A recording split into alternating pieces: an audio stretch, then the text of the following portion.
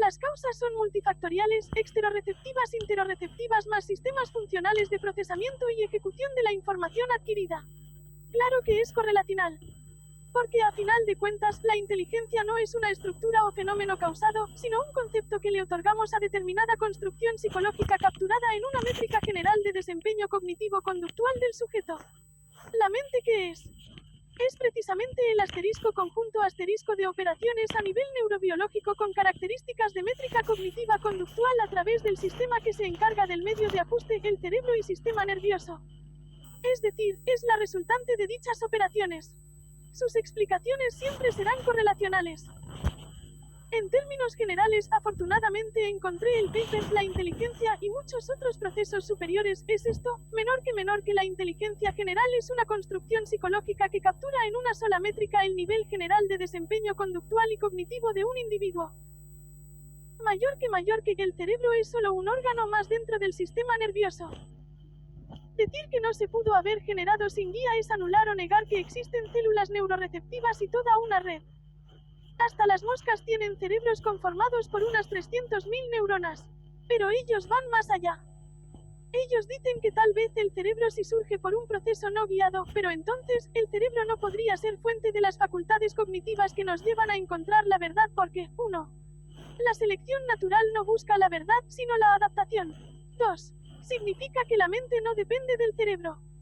Es que adaptarse implica precisamente conocerlo a través de los sentidos. La genética no actúa por sí sola sin la experiencia con el medio porque no somos sistemas cerrados. Claro. Evidentemente el ambiente incide en nuestro desarrollo evolutivo. El ser humano es el único ser vivo que conocemos que no tiene que preocuparse porque se lo coman los leones, sino que lleva miles de años en la cima de la cadena alimenticia. Por lo tanto, sus facultades cognitivas ahora han ido orientadas hacia otro uso. Otra cosa es que estos trogloditas se pasan por el forro de los huevos, los sistemas abiertos en los seres vivos.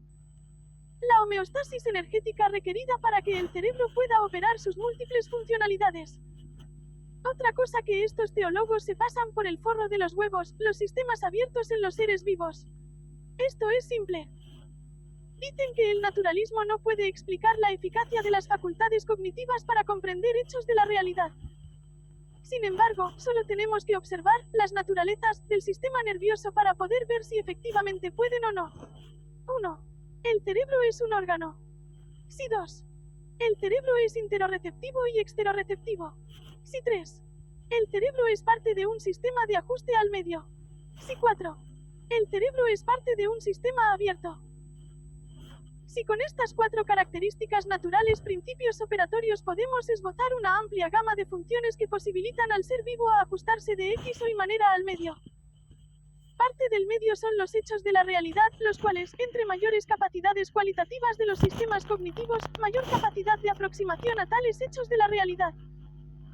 Por lo tanto, ante la innecesaria postulación de entes o agentes personales externos con inteligencia, sino basados en los propios principios de operaciones de determinado sistema, podemos concluir que es más económicamente eficiente preferir al naturalismo que a un diseño inteligente o proceso guiado por una inteligencia. El hilemorfismo y de la neurociencia moderna sobre materia de tipos de ánima. Aristóteles fracasa porque no tiene más conocimiento sobre el tema, no tenía forma de saberlo.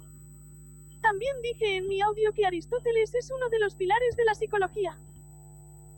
De hecho, en la charla de Enric con otro filósofo que trabaja en neurociencias para plasmar una mejor idea en filosofía de la mente, rehabilitando a Aristóteles, se admite que hay que aceptar que Aristóteles desconocía muchas cosas en su época que la neurociencia hoy ya conoce, por lo cual hay que tener cuidado en cómo se rehabilita para su uso en la actualidad. En particular, McDowell ha utilizado la distinción de Aristóteles entre la mente, nous, y las facultades sensoriales para desarrollar su propia teoría de la percepción y la cognición.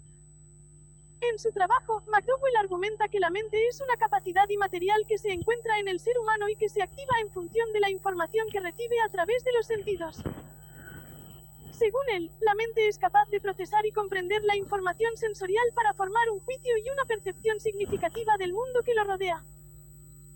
El key point acá es que esta gente entiende la mente como una capacidad, y desde esa perspectiva argumentan porque el hilemorfismo no es bullshit. McDowell defiende una perspectiva que se conoce como naturalismo sin reducción, que sostiene que la mente es un aspecto natural del mundo y que puede puede ser explicada en términos físicos pero sin reducirse a ellos. De esta manera, McDowell afirma que la mente es una capacidad inmaterial que se relaciona causalmente con el cuerpo y el mundo físico, pero que no puede ser identificada con ellos. El naturalismo sin reducción de McDowell es una postura filosófica que sostiene que la mente humana es parte del mundo natural y que las leyes de la naturaleza pueden explicar los procesos mentales. Sin embargo, McDowell rechaza el reduccionismo, que es la idea de que los procesos mentales se pueden reducir a procesos físicos en el cerebro, apoyo en teoría de Flora Intesartinal. En resumen, para este cabrón la mente es una integración total de la información y el ambiente corporal no reductible al cerebro ni a su interacción física, esto porque va a poner mucho énfasis en su interacción química. Yo entiendo, porque a mí me pasó que cuando uno lee que nos reduce a su interacción física, inmediatamente se va a otro extremo y piensa que no, que el man es un dualista absoluto. Pero no, el man se toma muy literal lo de físico y lo separa de los cambios químicos. En fin, ahí está como hay gente que reivindica, decentemente, la visión ilemorfista de Aristóteles en la actualidad. Lo han deseado siempre. Y esto está conectado con el nacionalismo cristiano. Y con Israel y Gringolandia. Estas pasadas 2 semanas me leí los 2 libros del autor Andrew Seidel de Founding Might, tremenda tesis An American Crusade. Después de leerlo dejé de ser el mismo. Cada página y cada ejemplo de casos donde la libertad religiosa era y sigue siendo instrumentalizada como arma para empujar la teocracia y el fascismo. Me dieron una sensación de desdén y de asco hacia los aleluyos, tienen que leerlos por obligación. El ajuste fino es un concepto que se utiliza en astrofísica para describir la manera en que los valores de los parámetros cosmológicos están precisamente ajustados para permitir la existencia de la vida en el universo. Algunos teólogos y filósofos han argumentado que esta precisión sugiere la existencia de un diseñador inteligente, es decir, Dios. Sin embargo, esta postura ha sido criticada por muchos científicos y filósofos que argumentan que el ajuste fino no es necesariamente un argumento a favor de la existencia de Dios. Hay varias debilidades en el argumento del ajuste fino como una prueba de la existencia de Dios. En primer lugar, el ajuste fino es un argumento basado en la probabilidad, y la probabilidad no es una prueba definitiva de nada. Además, los valores de los parámetros cosmológicos que permiten la existencia de la vida son desconocidos, por lo que es difícil determinar con certeza cuán precisamente deben ajustarse para permitir la existencia de la vida. En segundo lugar, muchos científicos han propuesto explicaciones naturales para el ajuste fino. Por ejemplo, la idea de la selección natural por simulación sugiere que nuestro universo es solo uno de muchos universos posibles y que solo aquellos universos que permiten la vida están observables para nosotros. Esto significa que el ajuste fino puede ser simplemente un resultado de la selección natural. Además, muchos científicos como Stephen Hawking, Richard Dawkins y Carl Sagan han desmentido la postura de que el ajuste fino demuestra la existencia de Dios. Estos científicos argumentan que el universo puede ser explicado por causas naturales y que la existencia de Dios no es una explicación necesaria. En conclusión, el argumento del ajuste fino para demostrar la existencia de Dios tiene varias debilidades y ha sido objeto de críticas por muchos científicos y filósofos. Mientras que algunos argumentan que el ajuste fino sugiere la existencia de un diseñador inteligente, otros argumentan que las explicaciones naturales son suficientes para explicar los valores de los parámetros cosmológicos. En última instancia, la existencia de Dios es una cuestión de fe y creencia, y no puede ser probada o demostrada por la ciencia. Así es como dijo al final, la existencia de Dios es una cuestión de creencia y fe personal. Y nunca le vas a ganar a la subjetividad de otra persona, para ellos solo está su fe y su creencia. Por eso nunca aprenden nada. O de sus errores. Pero encuentran consuelo en esa fe al final cada quien. Lo que no estoy de acuerdo es que quieran imponer sus creencias a otras personas. Sus dogmas y adoctrinamiento. Habrá que pesar qué es más concreto, aquello que puedo verificar por medio de la constatación racional, o aquello que se asume a priori como verdadero sin consultar con los métodos lógicos y empíricos. Lo primero es objetivo y el segundo es subjetivo. Falso consuelo, por ejemplo, un criminal que violó a una niña y entregar su vida a Cristo y le prometen que Dios le va a perdonar todos sus pecados, tiene ese consuelo de que sus pecados son perdonados. Peor, si te prometen un paraíso eterno, tienes todavía se consuela hasta una historia de que tu vida cambió completamente gracias a la fe. Así es, hay otro caso de un muchacho que dijo que era drogadicto y que creer en Dios y la fe lo ayudó a salir de las drogas, quizás ahora ese es su consuelo. Sí, se preocupa mucho por algo que nunca recibirá, que es el perdón de los padres y demás familiares de la víctima. Claro, también lo pude haber hecho con terapia, meditación u otros medios. Por eso se ha de preocupar, porque sabe que ese perdón no lo va a tener, solo le queda el consuelo de que Dios lo perdona y por lo tanto ya es libre de sus pecados. Esa persona tiene que ser juzgada de la humanidad y pagar por su crimen, en mi opinión, ya sea estar en la cárcel o que ser ejecutado. Aunque los cristianos lo vean como un milagro. Los criminales piensan que con arrepentirse creen Dios tiene un ticket gratis de salvación. Por lo menos el famoso psicópata de Platilla reconoció que no va a ser perdonado nunca y se resignó. Y también afirmó que lo que hizo no merece ningún perdón. Sí, otros psicópatas te venden la idea, o por lo menos lo intentan, de que han cambiado y ahora son hombres de fe. Eso es buen argumento si estás en la cárcel y quieres que te den menos sentencia. Soy una persona cambiada gracias a que encontré a Dios, el Espíritu Santo me guía y toda esa vaina. El mismo Jeffrey Dahmer se convirtió en prisión antes de que un esquizofrénico le dejara el cerebro como estrofado. Los presos son carne de canon para el adoctrinamiento religioso. Lavan sus culpas mediante el discurso de la salvación y el perdón. Pero por lo menos algunos se encausan a algo bueno. Es un placebo existencial. ¿Qué piensas cuando dicen que un ateo cree en Dios cuando está unos minutos a punto de morir? Por eso hay cárceles en Latinoamérica donde hay pabellones, por ejemplo, de evangélicos, que no tuvo razones muy firmes para ser ateo. Se supone que el sistema carcelario como un todo es para reformar y rehabilitar al reo en la sociedad. Eso se logra con trabajo y planes específicos. Sí, pero también hay que ver que la Madrid de las personas son creyentes y esas personas pueden ser influenciadas ya en las cárceles. Pero no con conmiseración religiosa. Eso produce incluso un efecto contrario. En suma, que la cárcel es una mierda en cualquier parte del mundo. No se rehabilita al preso y les dan ese triste hueso del perdón y la salvación religiosa. Al contrario, puede salir peor. Resta decir que cualquier penitenciaria es además un insulto a los derechos humanos. Eso entiendo que puede llegar a ser muy peligroso. Es como soltar a un tigre solo por estar entrenado en un circo. Pero visiblemente no es ni por asomo un buen sistema. A ver, tú vas a creer cuento de que el presidente de El Salvador ayudó a que los prisioneros se convertirá en todos en aleluyos. Según su plan está trabajando para que sean hombres de fe. Estos tipos están esperando salir de esas prisiones para hacer su desmadre. Dependerá en cada caso del tipo de delito y condena. Pero en general estar en un penal compartiendo con otros criminales no es un buen síntoma de bienestar o rehabilitación o reinserción a futuro. Los presos tienen que convivir durante su condena con todo tipo de violencia. Institucional y de dentro. No se arregla orando. La carga en la psique es abrumadora.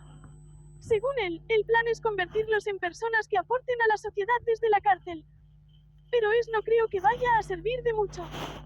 A mi entender, Bukele busca imitar el sistema penitenciario americano y crear una especie de Alcatraz.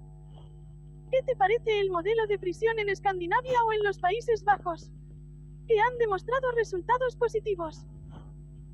La idea es que los prisioneros puedan salir a caminar al campo, al río no muy lejos y vivir como una vida normal donde están trabajando y cuando cumplen su sentencia son personas que contribuyen mejor a la sociedad, pues si sabes quién fue Barbie Kernes sabrás que el tipo no presenta una conducta antisocial ni representa un peligro para nadie. Es que en toda argumentación aleluyesca se da por sentado por los cojones que debe a huevo existir un momento de creación, a saber, arguyen que quizá el Big Bang. Entiendo sus argumentos porque también estuve ahí, pero el bebé no es ninguna creación. Fácil. Porque el alma fue un concepto concebido por los antiguos que no comprendían las sutilezas del funcionamiento del cerebro o que usaban para apoyar sus doctrinas religiosas. Como no entendían del todo bien qué ocurría en el cerebro, lo lógico para ellos era que existiera una fuerza detrás de este que lo pusiera en funcionamiento y que fungiera de base para explicar la identidad de la persona. Filósofos griegos como Platón y Aristóteles defendieron estos conceptos.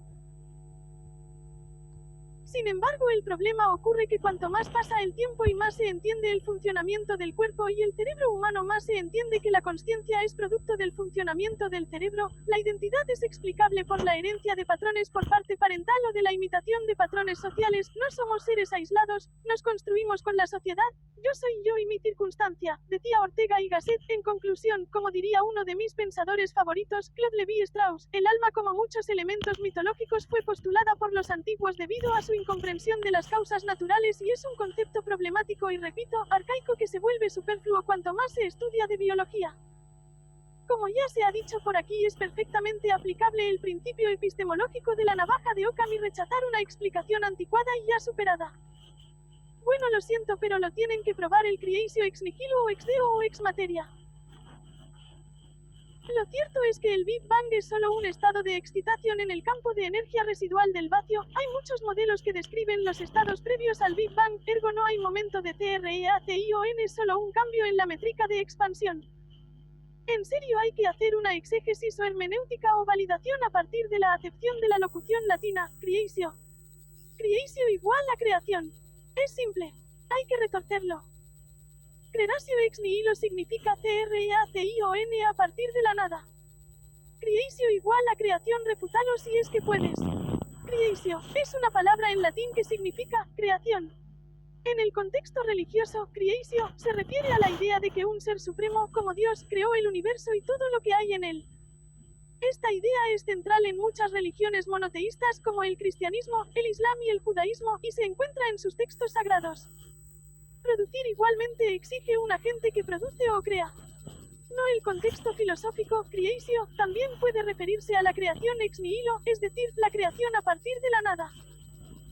Esta idea sugiere que el universo y todo lo que hay en él fueron creados de la nada por un ser supremo y que no existía nada antes de esa creación. Y luego aquí hay gente que piensa que este tipo es inteligente. Sí, de las fluctuaciones cuánticas. Pero eso no es crear porque existe un estado previo de energía residual. Da igual. A menos que intentes forzar una falsa equivalencia entre Diosito y energía, no hay ningún problema. No hagas piruetas mentales, el término creatio hace alusión a el origen de las cosas, no importa si es religioso o filosófico, el significado no cambia y hace referencia a un inicio. Lo cual es falso, el universo no tiene inicio. El problema es cuando metes de contrabando algo innecesario. Bueno, ya sería a partir de generar un concepto polisémico de la palabra, crear. Yo me inclino más a su rigurosidad ontológica de lo que implica asterisco crear asterisco, aunque suene absurdo. Básicamente Ramos hace referencia a asterisco Dios no existe, sino que Dios es asterisco debido a una serie de malas traducciones al castellano de la palabra ser, como existir. Y Jesucristo debe estar decepcionado con estos iletrados magufos defendiéndolo.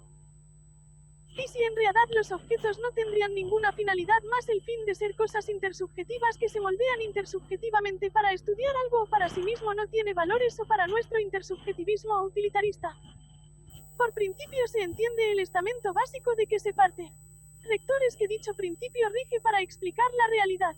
Un principio no es un agente. No pretendas forzar esos equívocos porque te voy a dar otra paliza. Principio teleológico, otra especulación filosófica sin correspondencia con la realidad objetiva. Premisa 1. Si el universo tiene un propósito, entonces este propósito debería ser necesario y no contingente. Premisa 2. No hay ningún propósito en el universo que sea necesario y no contingente. Conclusión. Por lo tanto, no hay propósito en el universo. Este argumento se basa en la idea de que si el universo tiene un propósito, entonces este propósito debería ser necesario y no contingente. Sin embargo, no hay evidencia de que exista un propósito así en el universo. Por lo tanto, se puede concluir que no hay propósito en el universo. Hay muchas evidencias presentadas por filósofos y científicos para inferir que no hay propósitos en la naturaleza. Aquí hay algunas de las evidencias más comunes. Teoría del azar. La teoría del azar sostiene que muchos de los eventos en el universo son el resultado de procesos aleatorios y no están dirigidos por un propósito o una intención. Evolución. La teoría de la evolución por selección natural de Charles Darwin sugiere que las especies y los organismos evolucionan a lo largo del tiempo debido a la selección natural, no a un propósito o un plan. Ausencia de evidencia de un propósito. Muchos filósofos y científicos han argumentado que, a pesar de la complejidad y belleza del universo, no hay evidencia concluyente de que exista un propósito o un plan detrás de todo. Argumento del diseño invertido. Este argumento sostiene que si el universo fuera diseñado con un propósito, entonces debería ser perfecto y sin problemas, pero la existencia de problemas y sufrimiento en el universo sugiere la ausencia de un propósito. Estas son solo algunas de las evidencias presentadas por filósofos y científicos para inferir que no hay propósitos en la naturaleza. Cada evidencia tiene sus propias fortalezas y debilidades, y la conclusión final sobre si hay o no un propósito en el universo dependerá de la perspectiva individual y de las creencias personales. Un aporte para el grupo 1. La naturaleza de la materia y la energía establece que éstas no pueden crearse, solo transformarse a otras partículas. Ambas son homogéneas y se pueden convertir de energía a materia, materia a energía.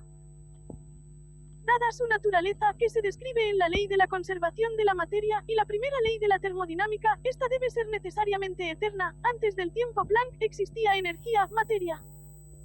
Sumado a ello, se tiene el sistema físico cosmológico, la ecuación de Wien, que dicta que una onda no puede ir más de una longitud de onda. Eso indica que si la energía es cero, no quiere decir que la energía de GIBBs no sea cero. Por lo tanto, para el primer punto es imposible que la materia sea creada. Aunado a ello, se tiene que la suma de la energía interna de un sistema abierto no puede ser cero. Extrapolando su significancia, el vacío no puede ser cero, por ende, siempre hay energía. Antes del tiempo de Planck había energía. Para el primer punto se concluye que antes del tiempo de Planck es válido afirmar que existía energía, materia, dada su naturaleza increada. 2. Antes del tiempo de Planck. Para explicar ello, se necesita una teoría de la gravedad cuántica que aún no existe, empero, se ha avanzado mucho en este sentido físico. 1. Se presume que las 4 fuerzas fundamentales del cosmos debieron estar unidas, es por ello que se trabaja en una teoría unificadora de las 4 fuerzas fundamentales. En los años 80 TAS, se logró unificar 2 de las 4 fuerzas fundamentales del universo, en el CERN, llamado la unificación electrodébil, que es un paso gigantesco en este ámbito. A los descubridores se les otorgó el Nobel de Física por ello. 3. ¿Qué dice la teoría inflacionaria sobre el tiempo de Planck? El tiempo de Planck es de 10 a 43 s. Bien, para este punto el universo inflacionario coincide perfectamente con la descripción aceptada del cosmos observado para tiempos posteriores a los primeros 10 a 30 segundos. Para tiempos menores la inflación cósmica dicta que el universo estuvo en un periodo corto de inflación sumamente rápida, en facto de 10 cento circunflejo 50 veces más de lo que la teoría del BB dicta. De esa inflación se explica el universo homogéneo, su uniformidad en términos euclideos curvados con pequeñas curvaturas. 4. ¿Está comprobado el vacío? Sí, y de hecho hay un experimento denominado efecto Casimir. A la luz de lo anterior se puede afirmar que sí se puede ir antes del tiempo Planck, y de hecho que la teoría inflacionaria lo hace. Es una pregunta sin sentido, vuelve y juega, el ateísmo no genera modelos explicativos, eso lo hacen las ciencias naturales. Pero estás cayendo en una falacia de ad vericudim. Lemaitre era católico, pero si tú lees el trabajo de Lemaitre te lo puedo compartir. Si no lo tienes, su modelo es explicación, no coloca a Dios como motivo, no razón, no explicación de un universo inflacionario. Me sorprende mucho que tengas esos equívocos a nivel epistemológico, eres una persona formada en ciencias. Cuidado con el hombre de paja. Yo nunca dije que Hawking planteara su modelo desde el ateísmo. Dije que hay ateos que hacen cosmología y que plantean modelos que explican una resolución al posible inicio del universo, tenga o no tenga. Nada tiene que ver que sea creyente, ateo, judío, santánico, jesuita, eso no es relevante a las ciencias naturales, son apateísta, le es indiferente la existencia o no existencia de Dios, Dios no es objeto de estudios de las ciencias naturales y realmente me sorprende esos equívocos que planteas en tus preguntas y comentarios, eres una persona formada en ciencias, está muy clara. Y lo puedo volver a remarcar. 1. La pregunta era que no se conocía a ateos que plantearan una resolución a cómo se formó el universo. Se explicó que esto no entra en el ámbito de las ciencias, sino de la filosofía y no metafísica porque se insistía en cuestiones científicas. 2. Se hace la nota aclaratoria de que en caso de que se refiera a ateos planteando modelos para resolver un posible inicio del universo, entonces hay muchos, comenzando por Stephen Hawking. No veo cuál es el malentendido. Está mal formulada la pregunta porque el ateísmo no genera modelos explicativos de las interacciones y fenómenos de la naturaleza, eso es labor de las ciencias, es como si me trataras de medir temperatura con un metro. Pero no tienes una concepción determinista, no puedes conocer ni predecir, pierdes completamente el determinismo clásico y la relación causal, tienes que pensar en una función de distribución de probabilidad, no te vayas por las ramas, explícame la relación causal determinista bajo el modelo cuántico, quedo a la espera porque usar una función de onda tampoco te da esa relación causal cuando se colapsa la función de onda. Esta pregunta no tiene sentido. Signo de cierre de exclamación. Signo de cierre de exclamación. El ateísmo no construye modelos explicativos de la naturaleza. Primero debes probar su existencia, no se puede falsear algo inexistente, la carga de la prueba recae sobre quien afirma que Dios existe. En serio me sorprende mucho que no manejes conceptos básicos de epistemología, tienes una ensalada conceptual terrible, desde las ciencias, desde la matemática también se puede mostrar los negativos, pero eso implica utilizar la metodología que emplea la ciencia, el método científico, y Dios no puede ser sometido al rigor del método científico, de ahí que insista que tu pregunta es equivocada, Dios no es objeto de estudio de las ciencias naturales. Está mal formulada la pregunta porque el ateísmo no genera modelos explicativos de las interacciones y fenómenos de la naturaleza, eso es labor de las ciencias, es como si me trataras de medir temperatura con un metro. Pero no tienes una concepción determinista, no puedes conocer ni predecir, pierdes completamente el determinismo clásico y la relación causal, tienes que pensar en una función de distribución de probabilidad, no te vayas por las ramas, explícame la relación causal determinista bajo el modelo cuántico, quedo a la espera porque usar una función de onda tampoco te da esa relación causal cuando se colapsa la función de onda. Esta pregunta no tiene sentido. Signo de cierre de exclamación. Signo de cierre de exclamación. El ateísmo no construye modelos explicativos de la naturaleza. Primero debes probar su existencia, no se puede falsear algo inexistente, la carga de la prueba recae sobre quien afirma que Dios existe. En serio me sorprende mucho que no manejes conceptos básicos de epistemología, tienes una ensalada conceptual terrible, desde las ciencias, desde la matemática también se puede mostrar los negativos, pero eso implica utilizar la metodología que emplea la ciencia, el método científico, y Dios no puede ser sometido al rigor del método científico, de ahí que insista que tu pregunta es equivocada, Dios no es objeto de estudio de las ciencias naturales. Esa es una pregunta filosófica, no es una pregunta científica. Es el error que le remarqué desde el inicio. Precisamente las explicaciones que se van a otorgar van a corresponder a la asterisco metafísica asterisco, no a las ciencias. Ahora bien, es cierto que podemos usar explicaciones naturales y no científicas para fortalecer la metafísica, naturalismo ontológico, sin embargo, eso de intentar hacer que razonemos y no repetir lo que dicen otros. Es asterisco exactamente lo que estamos haciendo asterisco, razonando. Con gusto en tanto me desocupe voy a señalar los errores y ofrecer una estructura desarrollada a través del audio. Por eso es necesario la evidencia experimental, la lógica no es suficiente, de ahí que Dios no se puede someter al rigor del método científico. Insisto, profe, tienes preguntas mal planteadas, no respetas la demarcación de las ciencias y su objeto de estudio. Así como también dentro de J lógica autoconsistente existen números imaginarios, no implica que tenga una representación tangible, es lo mismo que sucede con la ciencia formal y los modelos teóricos solo son teoría hasta que no se validan de manera experimental. Te coloco como ejemplo el modelo de Einstein-Rosen, el papel es perfecto pero no hay evidencia experimental. Las ondas gravitacionales duraron 100 años en demostrar que había evidencia experimental de las mismas, los axiomas no garantizan que algo sea real, esa es una de las diferencias fundamentales entre matemáticas y ciencias, es necesario que sea falseado experimentalmente. Por aquí se está tocando un tema interesante, el asunto del principio de casualidad en la ciencia, ¿qué opinas? Eso mismo me pregunto yo. Los teístas se excusan de que los fenómenos dentro del universo son contingentes y por eso el universo debe serlo también, pero es una falacia de composición. Que el contenido del universo sea contingente no significa que el universo en su conjunto lo sea.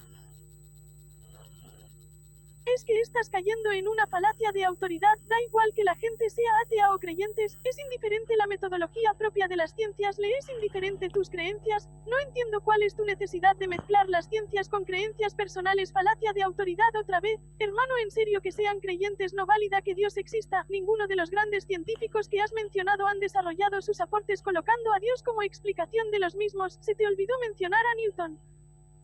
La opinión, las creencias de una persona no son importantes ni relevantes para el desarrollo de las ciencias. Las ciencias de manera colateral han ido desmitificando muchas ideas religiosas al ofrecer un modelo explicativo que implica la presencia de un ente sobrenatural. Si bien recuerdo, en filosofía de la ciencia hay metodologías que no dependen del principio de casualidad. No se necesita conocer la causa para conocer el efecto, al menos en mecánica cuántica. Falacia de falsa analogía. Se cree que hay átomos porque hay interacciones con eso que llamamos átomo. Hay modelos predictivos y evidencia experimental del mismo. Profe, con todo respeto, tu discurso y argumentos son falaces y no lo tomes como ofensa porque no es así. Está planteado constantemente falacias de autoridad, falacias de falsa analogía, etc. No es fe y vuelves a caer en una falacia. Insisto, me sorprende que tu discurso sea falaz sabiendo que eres una persona formada en ciencias. Es que a la gente le parece aburrido no, difícil el conocimiento científico y filosófico. Luego salen con su pregunta pendeja de ¿y esto en KHM va a servir en la vida? Para que después salga gente diciendo mamadas, que cuarzos mágicos, que astrología, que sanación cuántica, que ley de atracción, que fantasmas. Precisamente para eso sirve estudiar, para no decir mamadas. Hombre caminando, esa es una pregunta difícil. Yo creo, en mi opinión, que es más sencilla que carreras como la de una licenciatura en matemáticas, física o química. Sin embargo, la licenciado en psicología es de amplia lectura que no acabas nunca. Pero es que también hay cada licenciado en psicología muy mediocres. Así que quizás eso hable de que mucha gente puede terminar dicha carrera sin tantas dificultades en comparación a otras carreras. En fin. Si hubiese una religión verdadera, todos estuviesen apuntándose a ella y no proclamarse como verdadera independientemente cada una. Una gran non sequitur. No, señor. Te repito. ¿Bajo qué parámetros establecemos que una religión es verdadera? Si todas están basadas en creencias, no en hechos. La forma de tierra es un hecho, no una creencia. Un gran non sequitur. Ahora veamos. Unas pocas razones para determinar si una religión es falsa. La religión se creó con base a una aparición divina a una persona, seguido de otras apariciones esporádicas a alguna otra persona o grupo pequeño de personas. Si Dios quisiera extender su presencia y palabra, esa es la peor forma de lograrlo, ya que deja a la inmensa mayoría de gente sin posibilidad de conocer sus intenciones. Esa religión es, por tanto, falsa. La religión se creó sobre unos cuentos de hadas que explicaban erróneamente cómo el Creador hizo el mundo, la tierra, el firmamento, la luz, los animales, etc. Esa religión es falsa. Adoración a Dios. Si una religión establece que Dios debe de ser adorado sobre todas las cosas, tal religión es falsa. No es comprensible un Dios que requiera adoración perpetua y condene por la eternidad a aquellos que no le adoren suficientemente. La religión considera al humano como el centro de la creación y la Tierra como el centro del universo. Todo lo demás, los billones de estrellas y planetas, la inmensidad del universo, los animales y otras criaturas a lo largo de millones de años, etc. son únicamente adornos de escenario para su obra. Esa religión es falsa. La religión es la única que conduce a la salvación. Como no es posible, a pesar de afirmarlo, que todas las religiones sean las únicas que nos llevan a la salvación eterna, cualquiera de ellas que pregone tal afirmación es falsa y solo busca estafar a los creyentes. La religión que divide a la humanidad entre nosotros los buenos y los otros los malos. Esa religión es falsa. La religión cuenta con unos intermediarios entre la humanidad y Dios. Esa religión es falsa. La religión ha ido cambiando sus dogmas de fe cuando la humanidad ya ha aceptado que tales creencias eran erróneas. Esa religión es falsa. La religión que usa el miedo a ser condenado por la eternidad y así fortalecerse es falsa. La religión que dictamina qué comer, cómo vestir, cómo comportarse o con quién es válido formar pareja es falsa. Etc. Solo hay que buscar aquella religión que no tenga ninguna de las características mencionadas y se base en hechos reales para ser verdadera. ¿Cuál lo hace? Signo de cierre de interrogación. Signo de cierre de interrogación. Signo de cierre de interrogación. Signo de cierre de interrogación. Ninguna. Te repito, para ser verdadera esta sería suficiente para explicar la realidad. Todos se circunscribirían a ella por ser la verdad, pero como es un puto sistema de creencias. No es verdadera, pues no presenta ninguna puta verdad. No. Yo no tengo que demostrar eso. Quien debe demostrar es usted. Vamos por el hecho más simple, las religiones supeditan la existencia a una deidad. ¿Puede usted probar la existencia del Dios de su respectiva religión con tanta evidencia que no hagan falta argumentos? No, solo es un ejemplo. También me faltó poner, si una religión propone la existencia a partir de la nada. Es falsa. Es sencillo. Yo no tengo que demostrar que un Dios existe. Eres tú. Si tu religión o X religión es verdadera, quien debe demostrar los puntos eres tú, no yo. Solo son creencias. Lo son. Por cuanto no pueden demostrar el punto cumbre de ellas. ¿Cuál? Signo de cierre de interrogación. Signo de cierre de interrogación. Signo de cierre de interrogación. Que su puto Dios existe. Que todo fue creado. Que todo salió de la nada. Ninguna puede probar eso. Porque solo es una puta creencia. A ver, pendejo de mierda. Yo no tengo que probar que un Dios existe. Eres tú, para que así nos calles a todos y demuestres que las religiones, o al menos una de ellas, es verdadera. Mientras no puedas. Son falsas, partiendo porque es y mayor, verdad. Es una paja mental. Ninguna religión puede probar que todo fue creado. Signo de cierre de exclamación. Signo de cierre de exclamación. Si alguna puede, lo invito a dar las pruebas. Exacto. Son creencias. ¿Crees o no? Eso es asunto tuyo. Yo no me baso en creencias, sino en evidencias. Es evidente que de la nada nada sale. Conozco cristianos que se hacen la paja y no lo ven como pecado. Lo que tú como particular creas no es lo que se creen en el dogma general. Te reto a mandarme un solo catecismo protestante o católico donde se diga de dónde SALIO todo. Sin apelar a la CREATIOEXNIHILO. Vamos. Signo de cierre de exclamación. Signo de cierre de exclamación. Signo de cierre de exclamación. Signo de cierre de exclamación. Signo de cierre de exclamación. Signo de cierre de exclamación. Estás hablando con alguien que conoce la teología cristiana en todas sus esferas de la A a la Z. Demuestra el catecismo donde se diga que de donde Dios creó todo sin apelar a la nada. Vamos. Si me lo dice alguien que no tiene la capacidad de responder simples preguntas sobre determinados temas, su comentario no tiene relevancia alguna. ¿De verdad tú crees que lo estoy insultando? Simplemente lo estoy describiendo. Más que tú en temas de física, cuántica y cosmología, sí, totalmente. ¿Cómo que no se puede? La IT, QLG, LE, etcétera, ¿están de adorno o qué? Lo somos, por definición. ¿Qué le hace pensar que el universo fue creado? Ahí hay una presuposición que el universo fue creado. Mi pregunta es, ¿en qué se basa para afirmar que el universo fue creado? Espero que pueda respaldar su respuesta. Pues sí, el Big Bang se basa en la relatividad, no en la cuántica, por eso se pretende usar la cuántica. Bastante loaded del término creado, sinceramente. Surgieron, es mucho más neutro si no quieres partir de la idea de que fueron creados como es creada una vasija o un poema. Demuestre que la energía puede ser creada e igual a cero. Las teorías son conocimientos comprobados. Ahora resulta que tampoco sabes lo que es una teoría. Entonces, ¿en dónde afirmas tú que existe creación? ¿Y por qué mencionas la palabra en un tono despectivo? ¿Y entonces por qué asumes que el universo fue creado si la energía ya existía? Es solo un decir, tono, modalidad, etc. En todo caso es transformación y no creación. Ajá, y las teorías son conocimientos comprobados. A ver, esto es fácil. Cuando hablas de crear o ser creado, ¿a qué te refieres? Signo de cierre de interrogación. Origen no es una palabra correcta. Así es.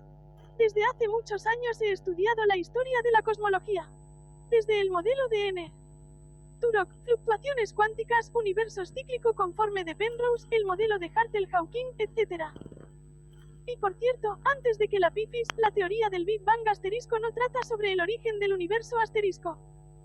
Literalmente, es un marco teórico que está imposibilitado en hacerlo. Supongo que lo sabe. Te explico de nueva cuenta, animal. En mecánica cuántica, el tiempo t no es un operador, siendo en la ecuación de Schrödinger un parámetro, por lo cual el tiempo no posee un flujo de tiempo, en consecuencia, un inicio, un origen de los tiempos se vería desechada, un universo con tiempo finito violaría la evolución unitaria bajo ciertas condiciones de frontera. De nada, bruto. Bueno, entonces lo usas como sinónimo de surgir. ¿Y entonces por qué defiende la idea de creación? Nada en cosmología habla sobre creación. Perfecto.